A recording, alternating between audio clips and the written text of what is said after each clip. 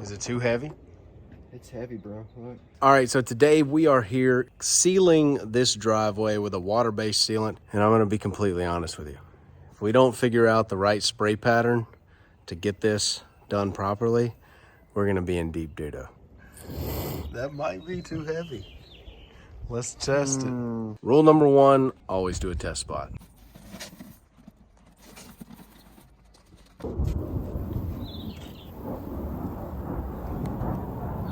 When you're up against a house, you do not push the roller down. Why do they do that? Because they're trying to get the sealer to come out of the roll. Right.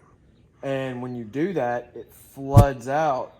And when you're edging, you don't want the flood out. You just want enough just to cover the surface, and that's it. And if you push that down, it'll flood out, and then it'll go on to stuff. So And go over your edge. yeah, it'll go over your edge and go on to stuff that you don't want to seal. Fucking dumb. At the end of this video, keep watching. I will provide for you kind of some of the numbers for this job as far as how much sealant we've got involved, labor time, tools, accessories, things to get it done. You're probably gonna throw away the sprayer when you're done.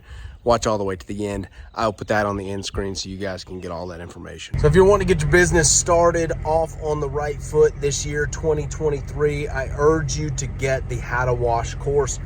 It's gonna teach you everything you need to know about mixing chemicals, what pressure to put on what substrates, how to mitigate liabilities, and do the entire washing process. Mike Vadan, Cody Yarbrough, Justin Rogers, and myself, we built this thing with 6 hours plus worth of content. This thing is stacked full. It is definitely a huge ROI for you in getting started in your business. It'll be the first link in the description, first link in the comments. Go ahead and grab it. So Ben, what is the technique? What is the spray pattern that guys can use to avoid having issues with water-based sealant? I prefer a cone. Basically, it's almost locked all the way out. Yeah, you don't want it. I don't want it going out super wide because then you can lose it to the air. It's all the way locked out, and then about just a little bit that way. Doesn't really matter exactly. It's just all how fast you can work to. And then when you go, you want to be about anywhere from 6 inches to a foot off.